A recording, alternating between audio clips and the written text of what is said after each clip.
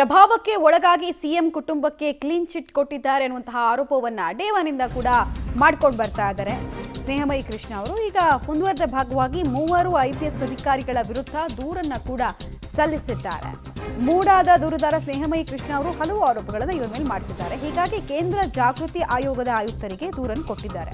ಹೆಚ್ಚುವರಿ ಪೊಲೀಸ್ ಮಹಾನಿರ್ದೇಶಕ Manish, police ಮಹಾನಿರೀಕ್ಷಕರಾದ Subrahmanyeshwara Rao, Mysuru Lokayukta SP Udesh ವಿರುದ್ಧ ದೂರು ದಾಖಲಾಗ್ತಾ ಇದೆ. ಇವರೆಲ್ಲರೂ ಕೂಡ ಪ್ರಭಾವಕ್ಕೊಳಗಾಗಿ ಟ್ರಾನ್ಸ್ಪರೆನ್ಸಿಯಿಂದ ಕೆಲಸ ಮಾಡಿಲ್ಲ, ಕ್ಲೀನ್ ಚಿಟ್ ಅನ್ನು ಕೊಟ್ಟಿದ್ದಾರೆ. ಇವರೆಲ್ಲರದ್ದು ಕೂಡ ಕೈವಾಡ ಇದೆ, ಹೀಗಾಗಿ ನ್ಯಾಯ ಸಿಕ್ಕಿಲ್ಲ, ಜಸ್ಟಿಸ್ ಇಸ್ ಡಿನೈಡ್ ಅನ್ನೋದು ಇವರ ಮಾತಿನ ಭಾಗ ಆಗ್ತಾ ಇದೆ. ಹೀಗಾಗಿ ಇವ್ರ ಮೇಲೆ ಕ್ರಮ ಆಗಬೇಕು, ತನಿಖೆ ಆಗಬೇಕು ಅಂತ ಹೇಳಿ ಕಂಪ್ಲೇಂಟ್ ಅನ್ನು ಕೊಟ್ಟಿದ್ದಾರೆ ಕೇಂದ್ರ ಜಾಗೃತಿ ಆಯೋಗದ ಆಯುಕ್ತರಿಗೆ.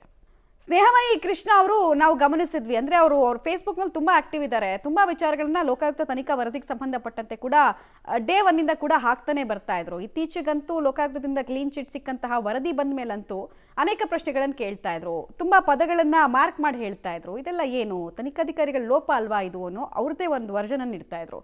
ಸೊ ಇದೆಲ್ಲವನ್ನ ತೆಗೆದುಕೊಂಡು ಈ ಲೋಕಾಯುಕ್ತ ತನಿಖಾ ವರದಿಯನ್ನು ತೆಗೆದುಕೊಂಡು ಕೇಂದ್ರ ಜಾಗೃತಿ ಆಯೋಗದ ಮೊರೆ ಹೋಗಿದ್ದಾರೆ. ಅಲ್ಲಿನ ಆಯುಕ್ತರು ಕಂಪ್ಲೇಂಟ್ ಕೊಟ್ಟಿದ್ದಾರೆ.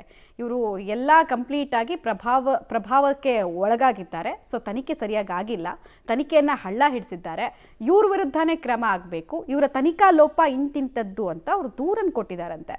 ಸೊ ದೂರನ್ನು ಆಲಿಸಿರುವಂತಹ ಕೇಂದ್ರ ಜಾಗೃತಿ ಆಯೋಗ ಇನ್ಯಾವ ರೀತಿಯಾದಂತಹ ಹೆಜ್ಜೆ ಇಡುತ್ತೆ ಅನ್ನೋದನ್ನ ನೋಡಬೇಕು. ಮತ್ತು ಒಬ್ಬ ಗೌರ್ಮೆಂಟ್ ಅಫಿಷಿಯಲ್ ಮೇಲೆ ಕಂಪ್ಲೇಂಟ್ ಕೊಟ್ಟಾಗ ಸಪೋರ್ಟಿಂಗ್ ಪ್ರೂಫ್ ಇದ್ರೆ ಮಾತ್ರ ಅಡ್ಮಿಟ್ ಆಗುತ್ತಾ ಕಂಪ್ಲೇಂಟು, ಇಲ್ಲ ಅಂತ ಅಂದರೆ ಹಾಗೆ ಬಿಟ್ಟು ಕಳಿಸ್ತಾರೆ.